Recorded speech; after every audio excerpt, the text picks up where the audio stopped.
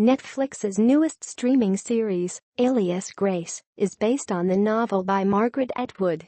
But unlike Atwood's other major adaptation this year, The Handmaid's Tale over on Hulu, Netflix's has adapted a book that is based on real-life events. Grace Marks lived in Canada in the 1840s. She was accused and convicted of the double murder of Thomas Kinnear and his housewife, Nancy Montgomery.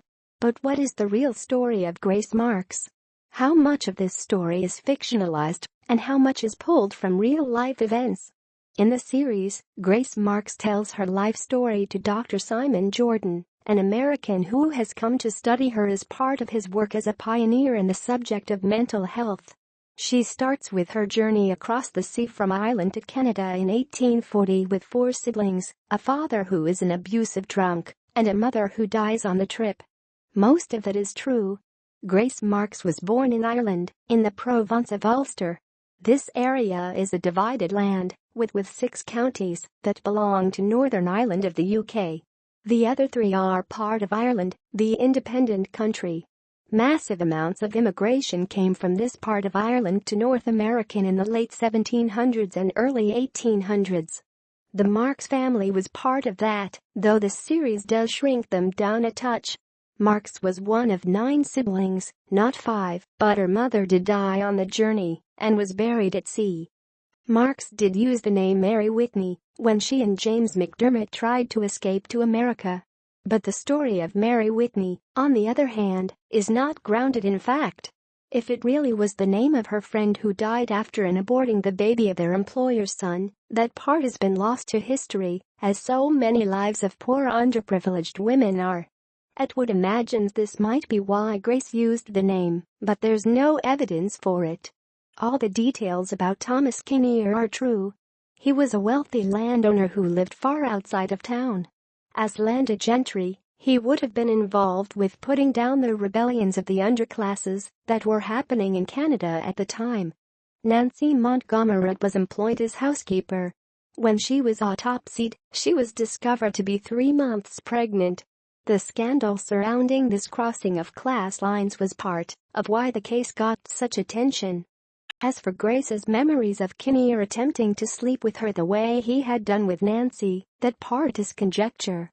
James McDermott was accused of the murders along with Grace. It's not clear if they were lovers. The press at the time assumed they were, though. They committed murder and ran away together. It's only natural. McDermott was sentenced to hang and went to the gallows screaming Grace's name. Both confessions that Dr. Jordan reads are pulled from the records of the time. Marks, as stated above, was also originally sentenced to hang with him. It was commuted to 30 years imprisonment by reason of insanity. She spent a few years in an asylum, which we only see in memories in the series, before being transferred to Kingston Penitentiary. Like Dr. Jordan, the Jeremiah the Peddler Drive. Jerome character is also completely made up, as are all the events in the parlor in the final episode. But it is true that Grace claimed not to remember anything that happened that night.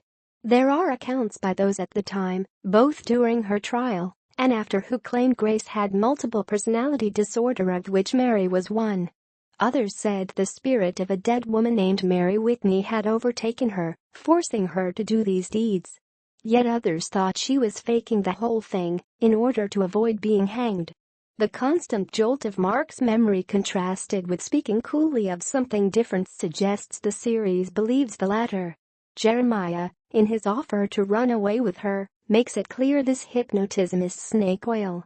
These cues tell the audience Grace must have been in on it too, play-acting the Mary personality, finally allowed to say what she really thought under the guise of being hypnotized.